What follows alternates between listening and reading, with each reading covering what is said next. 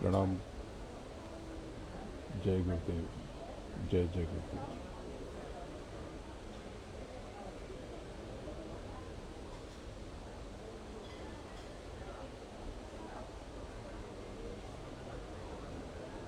इस समय मैं कतर के दोहा में हूँ। अभी मैं यहाँ पर बैठा था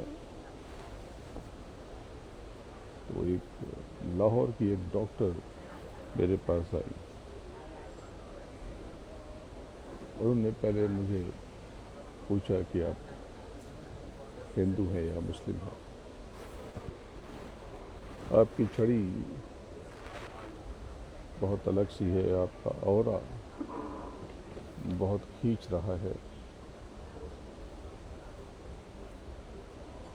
मैं बहुत देर से आपसे संपर्क करना चाहती थी, लेकिन आने में हिचक रही थी। तो मुझे लगा कि आपसे बात करनी चाहिए। तो मैंने कहा बहुत अच्छा है।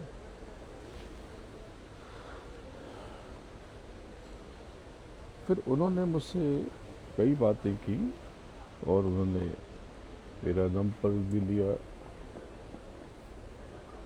और थोड़ा शोध किया। फिर से मोहतरमा मेरे पास आई। उन्होंने इबादत की साइंस पूछी, प्रार्थनाओं का वैश्विक विज्ञान पूछा, कुछ बातें आसमानी आवाज़ों के बारे में पूछी। तो मैंने सोचा कि ये बड़ा अनोखा सब्जेक्ट है, विषय है, इसके बारे में थोड़ी बातें आपसे भी कर पाऊँ। क्योंकि कुछ ध्वनियाँ, आवाज़ें, शब्द, कुछ ध्वनियाँ सिर्फ शब्द नहीं हैं, वो भाषा से पहले जन्म लेती हैं और भाषा और सृष्टि के बाद भी रहती हैं, उनका वजूद रहता है। वे न उच्चारण की मोहताज होती हैं, न ग्रामर की, व्याकरण की। वे मनुष्य के भीतर कहीं बहुत गहरे, बहुत पुराने स्मृति तंतुओं को छूती हैं, स्पर्श करती हैं। इसी प्रकार से नाद है, जिसको ब्रह्मनाद कहते हैं, आसमानी आवाज़ कहते हैं, शब्द कहते हैं, वर्ड कहते हैं। तो हक, अर्शजिम, रब, अल्लाह, खुदा यानी पूर्ण ब्रह्म, महाकाल पुरुष, परब्रह्म परमेश्वर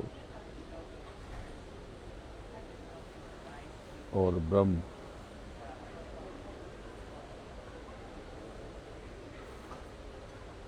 और फिर समय यानी ईश्वर। तो भारतीय परंपरा ने, भारतीय दर्शन ने आध्यात्म से आदिनाथ कहा। वो प्रथम कंपन जिससे सृष्टि का विस्तार हुआ, वो आदिनाथ। और यदि इतिहास, संस्कृति और चेतना की परतों को धैर्य से खोला जाए तो स्पष्ट होता है कि ये ब्रह्मनाद केवल भारत का आध्यात्मिक प्रतीक नहीं, बल्कि मानव सभ्यता की साझा अनुभूति है। अब यह प्रश्न प्राय उठता है कि हक, समा, आसमानी आवाज़ या ब्रह्मनाद या ओंकार किसी एक धर्म या ग्रंथ की देन है या कुछ और। तो यह प्रश्न स्वयं में आधुनिक है, क्योंकि प्राचीन मानव ने ध्वनि को धर्म से पहले जाना। जब मंदिर, गिरजाघर और मस्जिद नहीं थे, तब भी मानव के भीतर एक कंपन था, एक आहट थी, एक दस्तक थी, एक खामोशी थी, एक मौन था, और उस मौन से उठती हुई एक ध्वनि थी। अंतर का नाम उसी स्मृति की पहचान है। भारतीय दर्शन में उपनिषद कहते हैं कि सृष्टि शब्द से नहीं, नाद से उत्पन्न हुई। नाद वह है जो अर्थ से पहले आता है। शब्द अर्थ ढोते हैं, पर नाद अनुभव रचता है। यहाँ शब्द जो मैंने कहा, बाहरी शब्द से कहा। अब जैसे ओंकार को लोग समझते हैं तो नाद ब्रह्म कहते हैं, अर्थात ब्रह्म स्वयं ध्वनि के रूप में प्रकट हुआ। यह विचार सुनने में आध्यात्मिक लगता है, पर आज विज्ञान भी उसी दिशा में संकेत कर रहा है। आज की फिजिक्स यानी आध्यात्मिक भौतिक शास्त्र यह बताता है कि सृष्टि का मूल कंपन है। तो यह कल्पना असंगत नहीं कि प्राचीन ऋषियों ने उस कंपन को ध्वनि के रूप में अनुभव किया हो, और ब्रह्मनाद अंतर की ध्वनि उसी अनुभूति का सांकेतिक रूप है। पर यह अनुभूति केवल भारत तक सीमित नहीं रही। तिब्बत की बौद्ध परंपरा में ओम मणि पद्मे हुम मंत्र आज भी जीवित है। यहाँ ओम किसी अनुवाद का परिणाम नहीं है, बल्कि सीधे स्वीकार की गई ध्वनि है। यह मंत्र करुणा और प्रज्ञा का प्रतीक माना जाता है। तो बौद्ध साधना में ओम से आरंभ कर हम पर समाप्त होना ध्वनि से मौन की यात्रा है। विदेशी भाषाओं में, अंग्रेजी में ओमनी प्रेजेंट, ओमनी करके बहुत सारे शब्द बनते हैं। अभी 5-6 शब्द मुझे याद थे, अभी मैंने चर्चा भी की उनसे। ये ओमीन या आमीन, इसमें भी ओंकार ही है।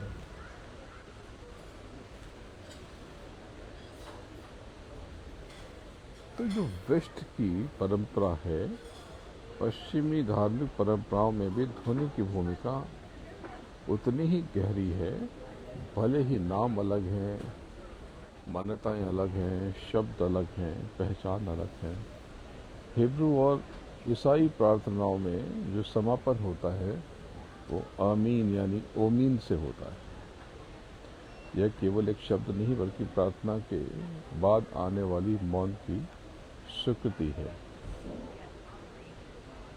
तो ओमीन, ओम, ओमीन, आमीन का अर्थ है कि तथास्तु यानी ऐसा ही हो, या यह सत्य है, सच्ची बात, पक्की बात। यह उच्चारण व्यक्ति को, याचक को, फरियादी को, गुहार लगाने वाले को विटनेस बना देता है, साक्षी बना देता है। ठीक उसी तरह जैसे सुमिरन के बाद कुछ भी मांगना शेष नहीं रहता।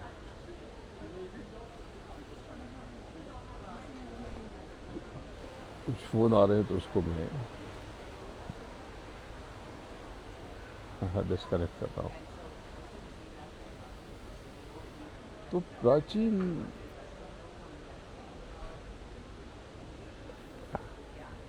मिस्र में अम्यून नाम का देवता मिलता है, ओम्यून, जिसका अर्थ है अदृश्य सत्ता। जहाँ पर भी ओमकार है, ओम, ओम्यून, वहाँ भी प्रार्थना है।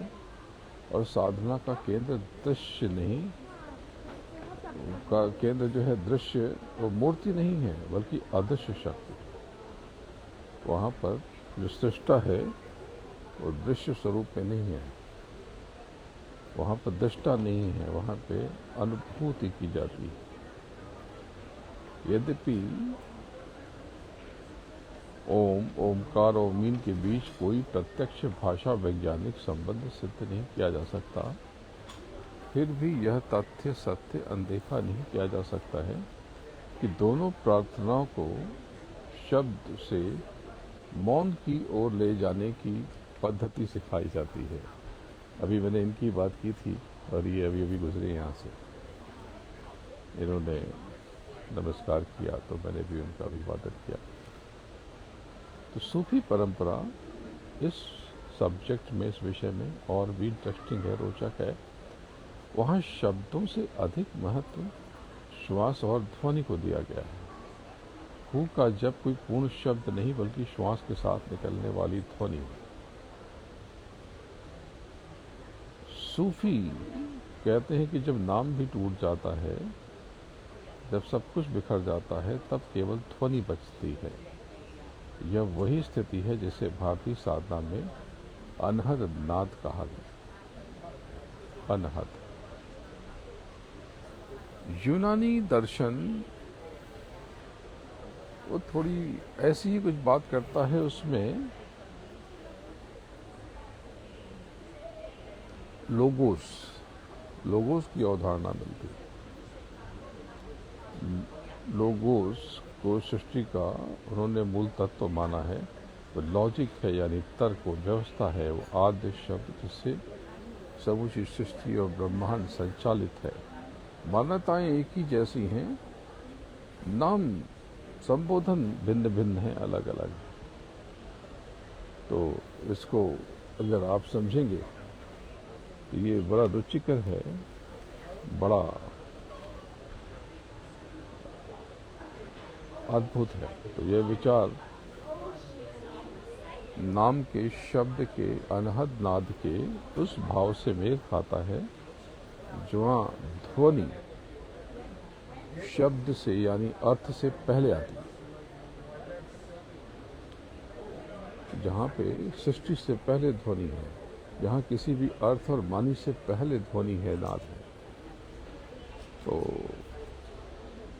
इन सभी परंपराओं को एक साथ देखने पर एक तथ्य उभरता है कि मनुष्य ने अलग अलग भूभागों में रहते हुए भी ध्वनि, श्वास और ध्यान को साधना का केंद्र बनाया। यह संयोग नहीं हो सकता। यह किसी गहरे जैविक और मानसिक सत्य की ओर इंगित करता है, संकेत देता है। ये आज का जो न्यूरो साइंस है, इस संकेत को क्लियर करता है, स्पष्ट करता है। और रिसर्च बताती है कि लंबी, निरंतर और गोलाकार ध्वनियाँ मस्तिष्क में अल्फा और थीटा तरंगों को एक्टिवेट करती है, सक्रिय करती है। यह तरंगे ध्यान, क्रिएटिविटी यानी सृजनशीलता और गहन विश्राम से जुड़ी है। ओंकार या किसी भी अंतर्नाद का उच्चारण करते समय अ कंठ में, ऊ छाती में और म मस्तिष्क में कंपन करने लगता है। जब आप जय गुरुदेव कहते हैं तो कंठ से लेकर के आप सहस्रार तक जाते हैं। करके देखिए, जय गु, आप एक स्टेप ऊपर आ गए, रू, और तालु पे आ गए, दे, अब ये जीप के अग्रभाव में आ गए, वाह, अब यहाँ चले गए। ये कोई मामूली बात नहीं है, विज्ञान है बहुत बड़ा। गुरु महाराज ने जो इस नाम को जगाया है, आपको समझ में नहीं आता। अब जय जय, अब कंठ पे ज़्यादा हमने जोर किया। अब ये जीत बन जाएगी। जैसे कि मैंने अभी अमेरिका में बताया कि उज्जयी प्राणायाम, जो कंठ में ध्वनि निकालते हैं, सांस लेते हैं और कंठ में ध्वनि निकालते हैं।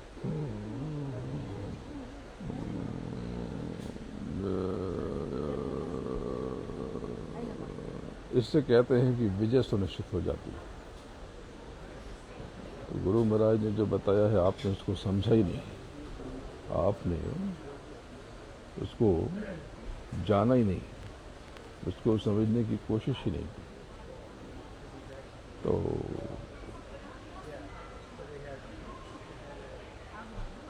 इसमें पूरा तंत्र का तंत्र एक लय में आ जाता है जब अंतर में आप पुकार लगाते हैं, सुमिरन करते हैं, प्रार्थना करते हैं। इसी कारण से जब किसी भी नाम का या जय गुरुदेव का या सत श्री अकाल का जब आप सिमरन श्वास को लंबा करता है, श्वास धीमी होती है, गहरी होती है और सजग हो जाती है, तो श्वास का यह परिवर्तन मन को भी बदल देता है, परिवर्तित कर देता है। आज की मेडिकल साइंस यानी चिकित्सा विज्ञान ये स्वीकार करता है कि नियंत्रित श्वसन हृदय गति, रक्तचाप और तनाव को बैलेंस करता है, कंट्रोल करता है, संतुलित करता है। और प्राचीन पुरानी साधनाएं इसे अनुभव से पहचानती थी, जानती थी। तो यही कारण है कि संसार की हर आध्यात्मिक परंपरा में प्रार्थना के साथ कोई न कोई ध्वनि अनुष्ठान जुड़ा है। कहीं घंटियां बजती हैं, कहीं शंख, कहीं मृदंग, कहीं बांसुरी, कहीं मंत्र, कहीं बाहरी भक्ति गायन, कहीं मौन जप, कहीं सिमरन, क्योंकि मनुष्य का मन शब्दों से अधिक कंपनों की गतिविधि पर रिएक्ट करता है, प्रतिक्रिया देता है। प्रार्थना केवल अगर प्रभु को संबोधित करने की क्रिया प्रक्रिया होती तो वो भाषाओं यानी लैंग्वेज के साथ बदल जाती।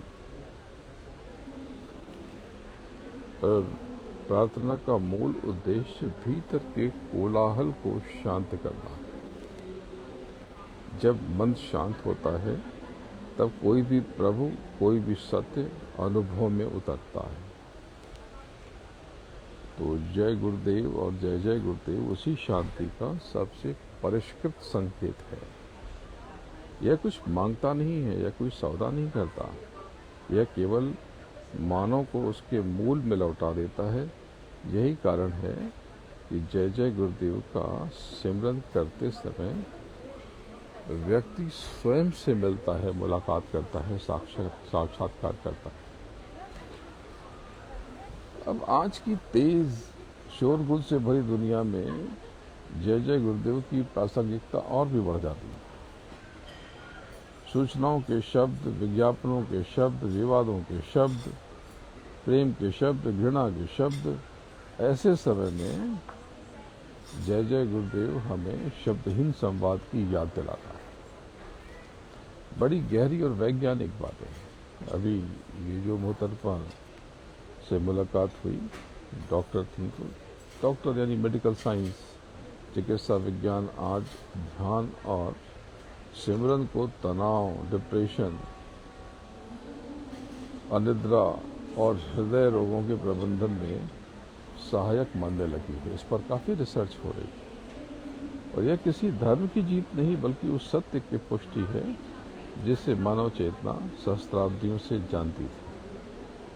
तो अंततः जय जय गुरुदेव कोई अक्षर नहीं, कोई धार्मिक चिन्ह नहीं, बल्कि मानवता का साझा अनुभव है। ध्वनि उसका माध्यम है, श्वास उसका मार्ग है और ध्यान और भजन उसका फल। जब शब्द, जब नाद,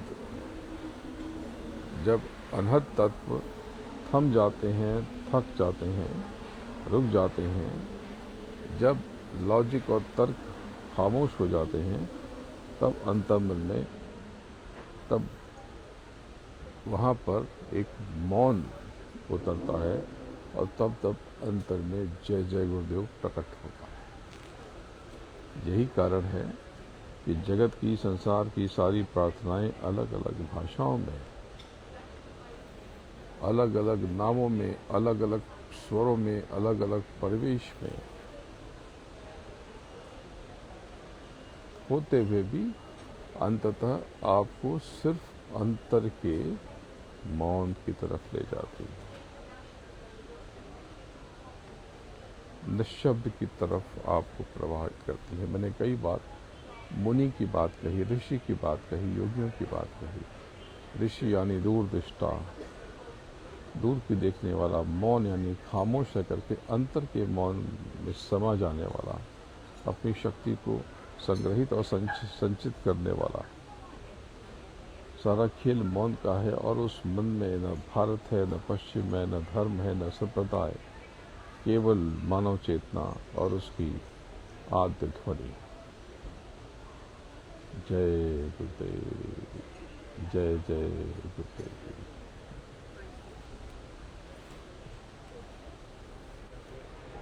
थोड़ी गहरी और अलग तरह की बात हुई, जो उनसे चर्चा हुई तो मैंने कहा कि आपसे भी साझा कर दूं। बातें ज़रा वैज्ञानिक हैं, एक बार में समझ में नहीं आएंगी, इसे बार बार सुनिएगा और समझिएगा। देखिए जगत भाग रहा है, ये पीछे लोग बैठे हैं, पता नहीं क्या बात कर रहे हैं। इनको मौन की ज़रूरत है, इनको मौनी होना है। मेरे ठीक पीछे बैठे हैं, लेकिन कोई सरोकार नहीं। उधर वो मोहतरमा पाकिस्तान से आई और उन्हें खिंचाव हुआ। उन्होंने कहा कि ये आपकी शॉल जब ये काउच में पड़ी थी तो साधारण लगती थी, और जैसे आपने उसको समेटा आपके ऊपर आई तो दिव्य लगने लगी। अब इसका मेरे पास तो कोई उत्तर नहीं। हमारे बच्चे भी कहते हैं कि मलिक जब ये कपड़े आयरन होते हैं साधारण लगते हैं, और जब आप धारण करते हैं तो बिजली की तरह चमकते हैं। इसका मेरे पास कोई उत्तर नहीं है। इसका सिर्फ इतना ही इस पर मैं कह पाऊंगा कि आपके भीतर शब्द है, नाद है। आप उसको समेटें, संजोएं और अपने भीतर चलें और उसको महसूस करें। सारा खेल अनहद नाद का है, क्योंकि आपका पिता, आपका प्रभु और सदस्वरूप शब्द स्वरूप है। शब्द स्वरूपी रूप गुरुदेव। जय गुरुदेव, जय जय गुरुदेव।